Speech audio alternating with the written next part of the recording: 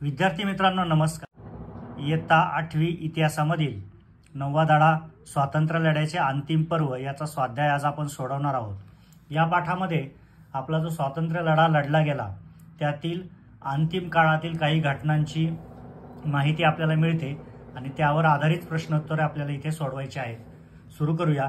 पहिला प्रश्न आहे, दिलेल्या पर्यायांपैकी योग्य पर्याय निवडून विधाने पुन्हा लिहा। आपल्याला इथे काही विधानं दिलेली आहेत, 3 विधानं आहेत आणि या 3 विधानांसाठी आपल्याला 3 पर्याय कंसामध्ये दिलेले आहेत।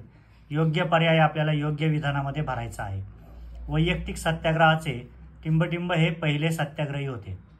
तर वैयक्तिक सत्याग्रहामध्ये आपल्याला ठाऊक आहे विनोबा भावे हे पहिले सत्याग्रही होते, त्यामुळे आपण इथे विनोबा भावे हे नाव लिहिलेलं आहे।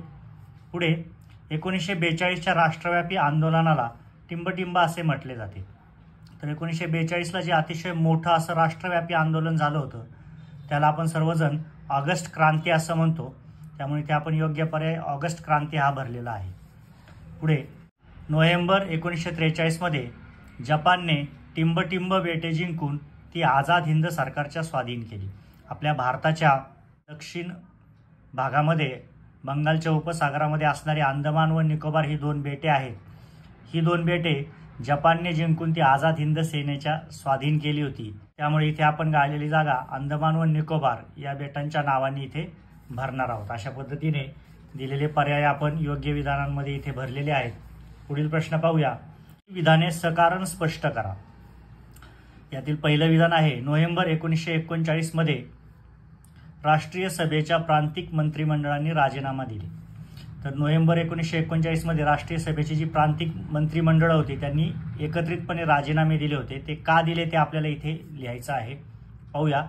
यातला पहिला मुद्दा आहे, 1 सप्टेंबर 1939 साली सुरू झालेल्या दुसऱ्या महायुद्धात भारत इंग्लंडच्या बाजूने सहभागी होत असल्याची घोषणा व्हाईसरॉय लिनलिथगो यांनी केली होती। आपण युरोपात लोकशाहीचे रक्षण करण्यासाठी लढत असल्याचा दावा इंग्लंडने केला होता। हा दावा खरा असेल तर इंग्लंडने भारताला ताबडतोब स्वातंत्र्य द्यावे अशी मागणी राष्ट्रीय सभेने सरकारकडे केली। आता इंग्लंडचं आपल्याकडे राज्य होतं आणि महायुद्धामध्ये आपण लोकशाहीच्या बाजूने लढत आहोत असा ते दावा करत होते, त्यामुळे मग राष्ट्रीय सभेचं म्हणणं असं होतं की जर हा दावा खरा असेल तर इंग्लंडने मग लोकशाही राज्याला साजेसं वागून आपल्या भारताला स्वातंत्र्य द्यायला हवं आणि अशी मागणी राष्ट्रीय सभेने सरकारकडे केली। ही मागणी पूर्ण करण्यास इंग्लंडने नकार दिला, त्यामुळं नोव्हेंबर 1939 मध्ये राष्ट्रीय सभेच्या प्रांतिक मंत्रिमंडळांनी राजीनामे दिले होते। अशा पद्धतीने इथे आपण कारण स्पष्ट केलेलं आहे। पुढे आझाद हिंद सेनेला शस्त्रे खाली ठेवावी लागली। आझाद हिंद सेना इंग्रजांविरुद्ध लढण्यासाठी उतरली होती, परंतु त्यांना काही कारणास्तव शस्त्र खाली ठेवावी लागली, लढा थांबवावा लागला। तर त्याचं कारण आता इथे आपल्याला स्पष्ट करायचं आहे।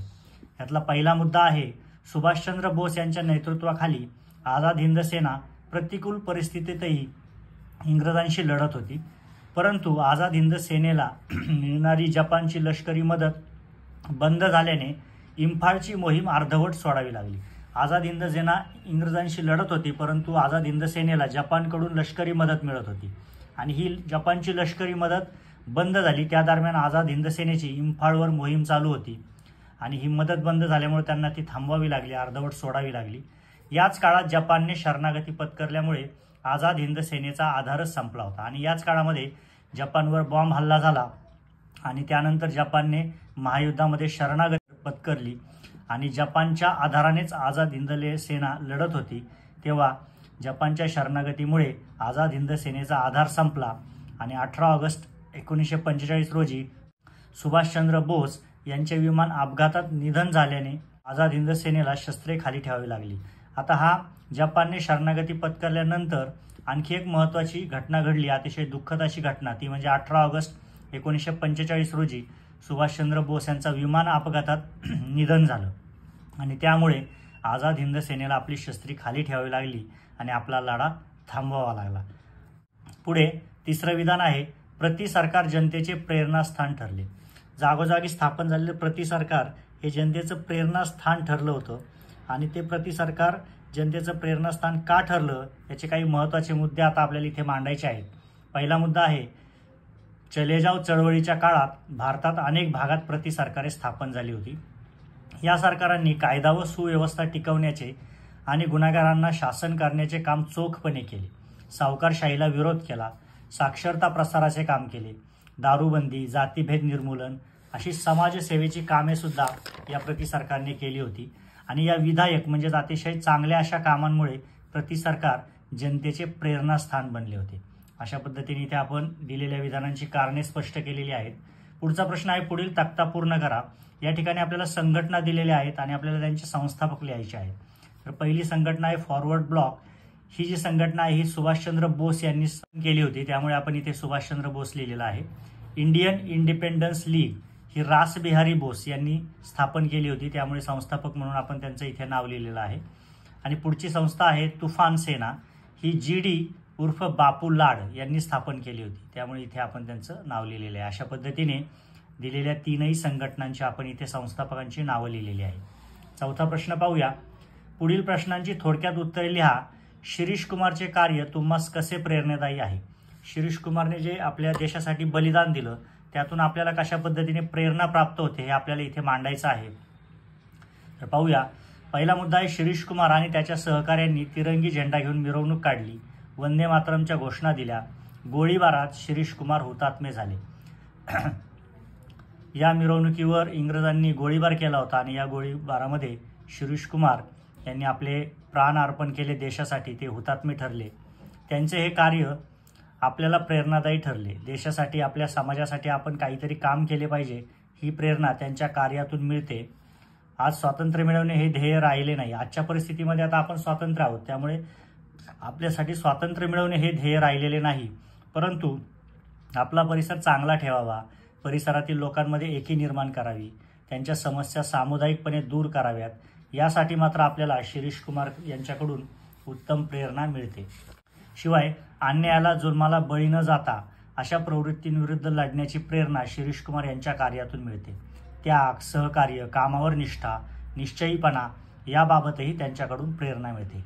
अशा पद्धतीने शिरीष कुमार सारख्या महान हुतात्म्यांकडून आपल्याला कायमच प्रेरणा मिळत असते आणि ही प्रेरणा आजच्या काळाच्या संदर्भातही कशी महत्त्वाची आहे हे आपण या उत्तरामध्ये मांडलेलं आहे.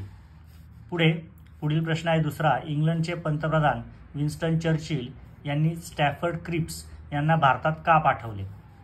तर याचा पहिला मुद्दा आहे, दुसऱ्या महायुद्धात इंग्लंडने जपान विरुद्ध लढणाऱ्या अमेरिकेच्या बाजूने भाग घेतला होता.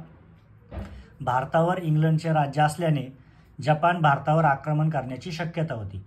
जपानी फौजा भारताच्या पूर्व सीमेनजीक येऊन धडकल्या होत्या. जपानने भारतावर आक्रमण केल्यास त्याला प्रतिकार करण्यासाठी भारतीयांचे सहकार्य मिळवणे इंग्लंडला आवश्यक वाटू लागले. म्हणून इंग्लंडचे प्रधानमंत्री विन्स्टन चर्चिल यांनी स्टॅफर्ड क्रिप्स यांना एक योजना घेऊन भारतात पाठवलं होतं. अशा पद्धतीने स्टॅफर्ड क्रिप्स भारतात येण्यामागची पार्श्वभूमी आपण या ठिकाणी व्यवस्थितपणे मांडलेली आहे आणि याच्यातून विन्स्टन चर्चिल यांनी स्टॅफर्ड क्रिप्स यांना भारतात का पाठवलं हे सहजपणे स्पष्ट होत आहे. तिसरा उपप्रश्न आहे, राष्ट्रीय सभेच्या प्रमुख नेत्यांना अटक झाल्याचे वृत्त देशभर पसरल्यावर कोणती प्रतिक्रिया उमटली? 1. राष्ट्रीय सभेच्या प्रमुख नेत्यांना अटक झाल्याचे वृत्त देशभर पसरल्यावर सर्वत्र तीव्र प्रतिक्रिया उमटल्या. संतप्त जनतेने ठिकठिकाणी मिरवणुका काढल्या. 3. पोलिसांनी जनतेवर लाठी हल्ला, गोळीबार करूनही जनता घाबरली नाही. 4. आंदोलकांनी तुरुंग, पोलीस ठाणी, रेल्वे स्थानके यांच्यावर हल्ले केले व सरकारी कचेऱ्या ताब्यात घेण्याचे प्रयत्न केले. शाळकरी विद्यार्थ्यांनीही मिरवणुका काढून वंदे मातरमच्या घोषणा दिल्या. अशा पद्धतीने जेव्हा राष्ट्रीय सभेतील सर्व नेत्यांना अटक झाली असं वृत्त देशभर पसरलं तेव्हा देशामध्ये कोणकोणत्या घटना घडल्या हे आपण इथं मुद्देसूदपणे मांडलेले आहे. इथे आपला स्वाध्याय पूर्ण होत आहे. यातील सर्व प्रश्नांचा व्यवस्थित सराव करा. धन्यवाद.